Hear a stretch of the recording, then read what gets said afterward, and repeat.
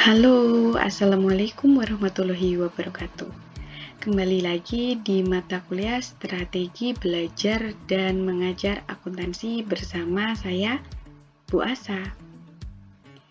Untuk materi pada pertemuan ini, kita akan membahas tentang strategi pembelajaran ekspositori.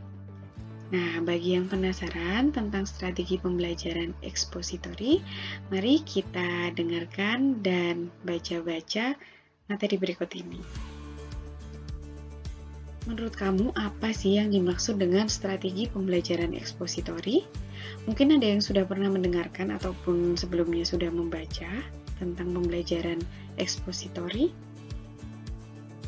Baik, langsung saja, strategi pembelajaran ekspositori adalah strategi pembelajaran yang menekankan kepada proses penyampaian materi secara verbal dari seorang guru kepada sekelompok peserta didik dengan maksud agar peserta didik dapat menguasai materi pelajaran sesuai dengan tujuan yang telah ditentukan.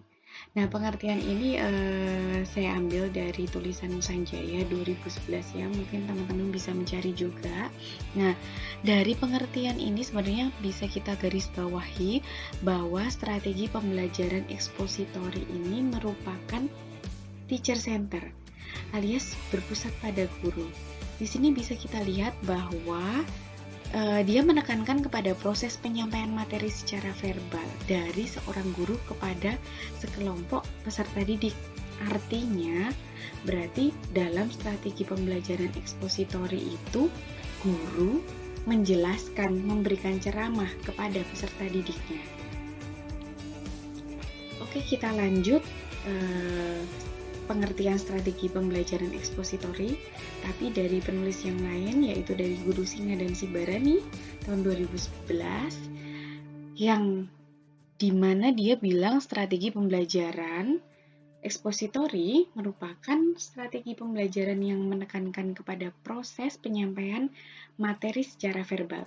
Nah, sampai di sini berarti dia sama dengan pendapatnya Sanjaya itu tadi, bahwa strategi pembelajaran ekspositori itu berpusat pada guru.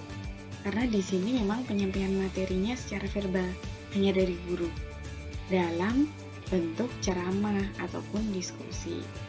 Nah, di sini maksudnya juga sama agar peserta didik dapat menguasai materi pembelajaran secara optimal. Oke, di sini untuk pengertian yang ketiga adalah strategi pembelajaran yang menekankan kepada proses penyampaian materi secara verbal. Sampai di sini juga masih sama, bahwa menurut asikbelajar.com ini strategi pembelajaran ekspositori itu juga masih berpusat pada guru. Nah, dalam strategi ini materi pelajaran yang disampaikan langsung oleh guru dan peserta didik tidak dituntut untuk menemukan materi sendiri.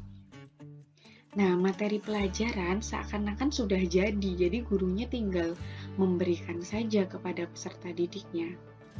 Nah, karena strategi pembelajaran ekspositori ini lebih menekankan kepada proses berkata, bertutur, maka biasanya sering juga dinamakan strategi chalk and talk. Oke, kita lanjut, yaitu tentang karakteristik pembelajaran ekspositori. Nah, yang pertama adalah karakteristiknya pembelajaran ekspositori ini cara menyampaikan materi pembelajarannya itu masih secara verbal. Nah, di mana gurunya bertutur secara lisan dan dia sering mengidentifikasi permasalahan yang ada di kelas itu dengan ceramah, langsung memberikannya kepada peserta didiknya. Yang kedua, materi pelajaran yang disampaikan adalah materi pelajaran yang sudah jadi, seperti data atau fakta gitu langsung disampaikan. Kemudian konsep-konsep tertentu yang memang harus dihafal oleh peserta didik menurut versi gurunya. Kemudian yang ketiga, karakteristiknya adalah tujuan utama pembelajarannya adalah penguasaan materi pelajaran itu sendiri. Jadi dia tidak menanamkan konsep, tapi lebih ke penghafalan, penguasaan materi. Yang penting peserta didiknya menguasai materi, seperti itu aja. Nah, di mana artinya setelah proses pembelajaran berakhir, peserta didik diharapkan dapat memahaminya dengan benar, dengan cara dapat mengungkapkan kembali materi yang telah diuraikan oleh guru itu tadi. Nah, biasanya ini disebut dengan teacher center approach.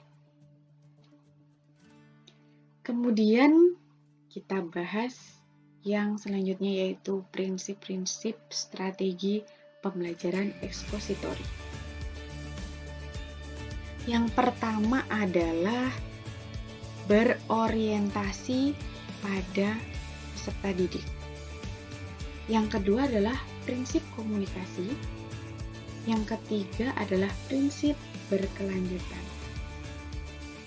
Nah, yang pertama berorientasi pada siswa ataupun berorientasi pada ceramah, pada lisan, tutur kata. Ini maksudnya guru menyampaikan materi secara lisan yang sering disebut dengan ceramah.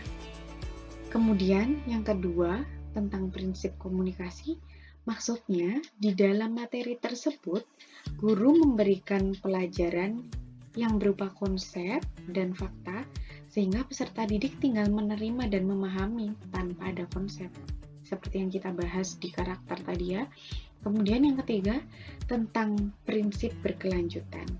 Jadi maksudnya dalam prinsip berkelanjutan ini, tujuan utama dari strategi pembelajaran ini adalah agar peserta didik memahami materi yang disampaikan oleh guru.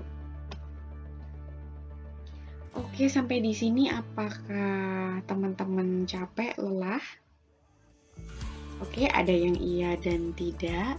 Yang iya mungkin bisa istirahat dulu, bisa melihat sub materi yang selanjutnya, nanti mungkin 1 jam lagi atau 2 jam lagi.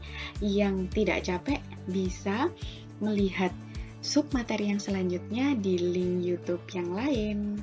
Oke, kalau begitu Bu Asa undur diri dulu. Thank you, sampai jumpa di sub materi selanjutnya. Wassalamualaikum.